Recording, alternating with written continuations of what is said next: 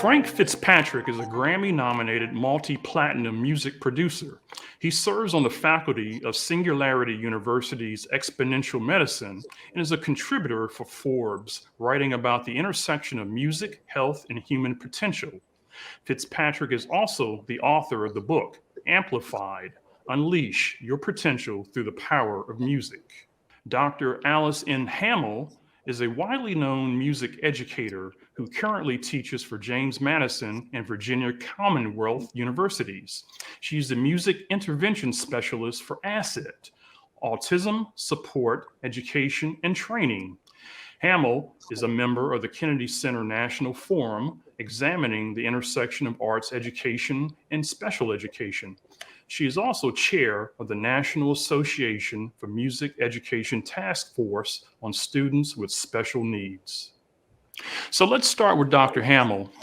What does the research say about the value of playing musical instruments for children who are neurodiverse? The research is very interesting. First, of course, it's important for every student to be involved in music, every student to learn an instrument. However, what we found is it's even more important for students with learning disabilities, developmental disabilities, differences, to be involved with music. We found in research that the brains of students with, say, autism, ADHD, other types of learning differences are literally hardwired differently in the factory when the brain is put together, and that they can often learn things through music better, more easily, and more completely than without music. So yes, it's critically important. Thank you, Dr. Hammel. The next question is to you, Frank. In what specific ways can playing a musical instrument help improve learning for these students? Well, there's a number of ways, Daryl, and I want to reflect on Dr. Hammel. It's true. We talk about when we bring music into kids, it's that, especially in these days, every kid is at risk in some regards and has some challenges. And music has this capacity to activate all these different areas of the brain simultaneously, unlike other stimuli. So regardless of their learning ability or where they are in dealing with stress and personal levels, music can help to create neural pathways, help to bridge those some of those synapse gaps. But in terms of benefits in learning, there's very a lot to mention. So I go through a much bigger list in my book, but amplify. But we can talk about building self-confidence, stimulating imagination, cultivating creativity, strengthening hand-eye spatial coordination, better listening skills, better language acquisition ability, enhanced memory, self-discipline, focus. We could go on and on. So it's just the numbers. It's like, what doesn't it help with? It's probably a bigger question, right? Thanks, Frank. That's quite a list there. Dr. Hammel, my next question to you is, how might playing a musical instrument benefit a child whose learning differences impairs their ability to communicate verbally or emotionally with the world? I think it's kind of a game changer for a lot of students to have a way they can communicate their feelings. They can also communicate what they know and what they understand through music, through their instrument, ways that they couldn't really communicate otherwise. Also, being in an ensemble, being with other students is a very collaborative experience. And unfortunately, in our schools today, many students don't really have a lot of opportunities to share and to collaborate and to be with others and to feel that feeling of community. And participation in music does that for students. So I think, that social experience, the emotional, social emotional learning that happens with it, as well as the academic gains that can be made and the musical knowledge and all of it working together. Thank you, Dr. Hammel. So, Frank, playing a musical instrument is kind of a sensory smorgasbord for the person who's playing the instrument. How might playing the instrument and engaging the senses in this way help a child who has learning differences? Well, again, it's many ways, and it's a great question, Daryl, and reflecting upon what Dr. Hammel said. So, different people, different children learn through different ways. Some are more, Dr. Hammel could support auditory, some learn with more sensory touch.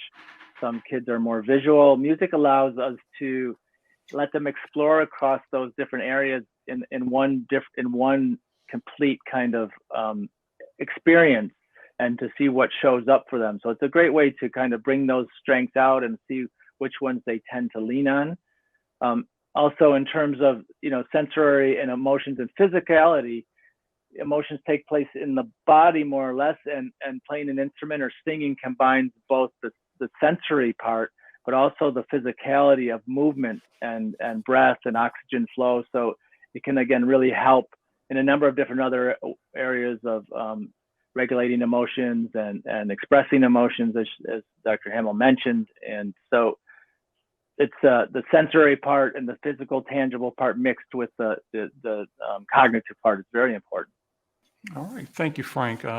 Dr. Hammel, I wanted to circle back on something Frank was mentioning earlier about how music can help with self-esteem and self-confidence. Can you drill down a little bit for me and tell me exactly how that happens and what benefits the kid gets from this?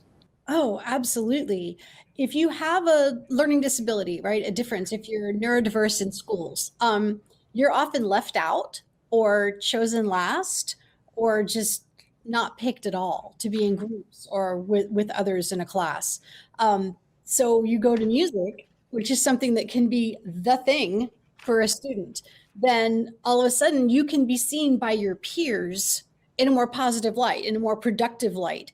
They can say, oh yeah, but Alice plays the flute and she's really good at that. So it kind of gives that student that social cachet that they need, the place where they feel they belong and where students can see them in a positive light and as someone who is really doing well. All right. Well, thank you. Frank, here's a question for you that I think probably dives into your book a little bit. What are some of the misconceptions about the way we currently teach music that can be undermining to the well-being and self-esteem of a child? Well, Daryl, it's a great question, and it's one that often gets left out of the conversation. It's something I'm very, very passionate about. For centuries, we've been teaching kids how to learn, kids, adults, everybody, how to learn music, primarily for two reasons. And one is performance, so they can become performers. Like Dr. Hammel's sister is, I think, one of the lead flautists in the Detroit Symphony, so she was on a performance track. But that's not where every kid needs to go, and it's not the purpose necessarily of music. That's just one track, and so if we can, and sometimes since we frame our education around the performance track, or kids learn from the social society about becoming music as a way to become famous, or to become rich, or whatever, they have these two pathways, and if they see themselves as not capable enough to reach those pathways, or they're not testing well to get there, then they're going to actually lose self-esteem. They're actually going to have a completely different develop with this, the opposite of what you want them to do by learning music. So ideally, you want them to experience the learning of music without the pressure of performance, so they can experience how they can use music as a resource when they need it for times that they're stressed or times that they need to self-regulate. And kids are very good at doing that with music, provided that they're not expected to be something other than themselves. And since they already are quite gifted. Well, Frank, a quick follow-up on that. How can parents make sure that they don't cross the line into going into that red line territory? I mean, because our world, unfortunately, is filled with stage moms and dads, and sometimes they might not understand that second track that you were talking about. Well, just to be aware of what every parent ultimately wants the same for their kids. So they also see those paths of being a performer or being, famous or whatever it is as a beneficial thing. But ultimately what they really want is the well-being and happiness of their child. And as I mentioned and go through in my book, and all the literature really covers, is it's such a pathway for them to develop their identity, for them to develop, relationships, as Dr. Hammel referred to, when they do things together musically. And even if they can't play an instrument, and they can, they can sing. There's many things they can do to connect with music, as well as learning how to listen to music in a conscious way that they can adapt use them. And there's been studies done with that by associates of mine that can teach kids as young as 5 years old, and poor kids in the south side of Chicago, how to be consciously apply music in any area of their life where they need support, whether it's learning or anxiety or loneliness or these different areas. So be aware of what you want for them. Yeah. Thank you, Frank.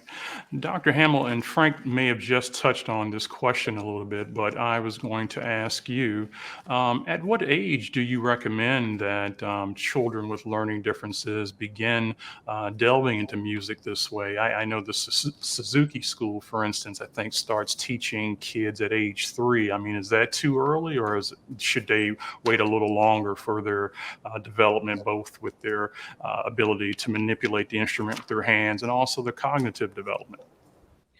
Zoltán Kodály is a Hungarian composer, and he was asked a question similar to this one time. So, how early should you begin?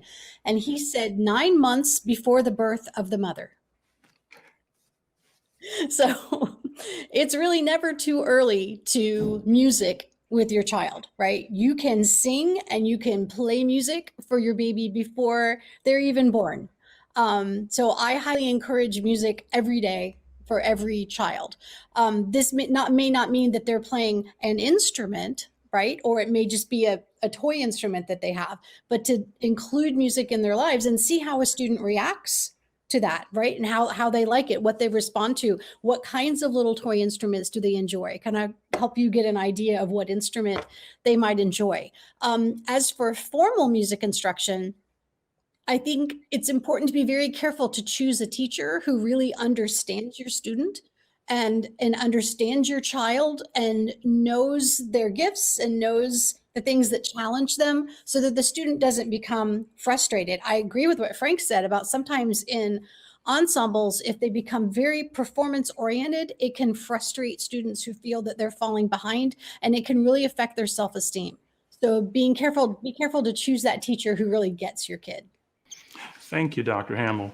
So Frank, for parents, is it as simple as saying, son, you're playing the cello and that's how it goes? Or must parents consider both the benefits and the problems with playing a certain instrument? I mean, if you've got a little kid who can't handle a cello, or maybe you have a child who has attention deficit disorder and they can't sit long enough to really master a piano, do you have to take all these things into account when you're trying to determine the best instrument for your child?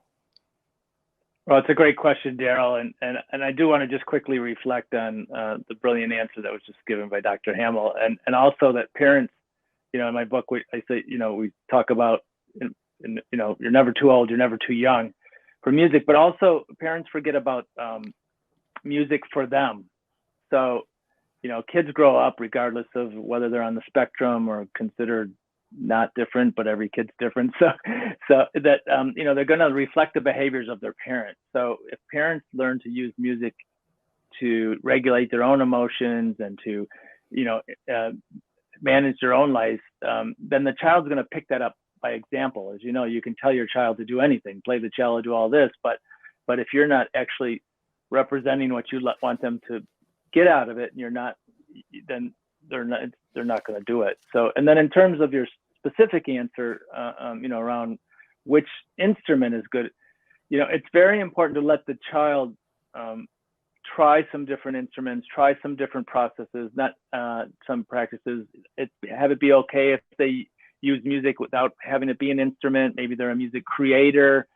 Maybe piano has some benefits because it plays music to the child as opposed to them projecting it away from them, so they get some other benefits, but it may be too complicated for some. Portable instruments are great because if you play the tuba, it may be really good for the lungs and fun, but it's a hard thing to take to the park, and play with your friends. So instruments that work out socially are good. Guitar, where you can sit and sing along with people. But the number one, I would say, to help every child with, that'll help them the most, is their own voice. Just help them to find their own voice, not to become a performer of a singer, but to get singing connected to their own voice, because that's going to do the most benefit out of any instrument that they could learn. All right. Thanks, Frank. Dr. Hammel, what I need from you now is a game plan. Tell me how parents should get started with this process of getting their kids playing an instrument.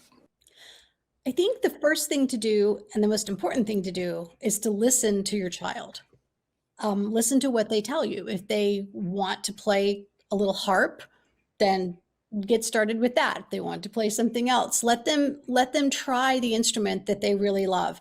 Research tells us that if a student chooses their instrument based on timbre preference. Timbre is the sound of a particular instrument. It's how we know the difference between a trumpet and a clarinet, right? That's timbre. So if a student picks their instrument based on the timbre they love best, they're going to stay with it longer.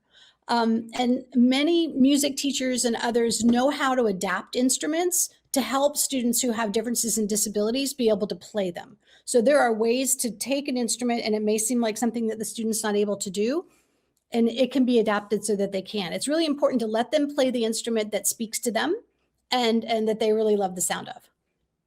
All right. Thank you, Dr. Hammel. And Frank, I think I'm going to let you have the last word in this discussion this morning.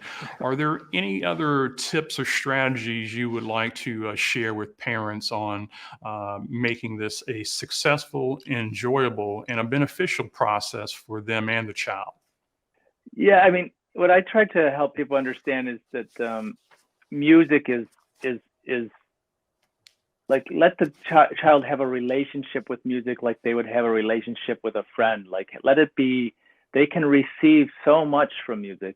It's not, they don't have to do with music. Like, again, it goes back to the performance piece. It's not like, what do they have to do? They have to learn to play this. They have to do to play this. They have to get to this level of proficiency to show that they're functioning better in this.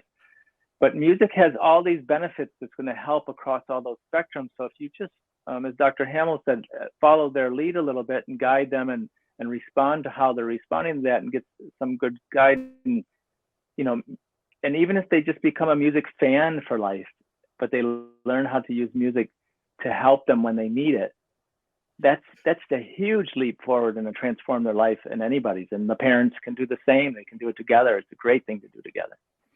All right. Well, thank you, Frank Fitzpatrick and Dr. Alice Hammel. Thank you so much for the knowledge and for joining us today.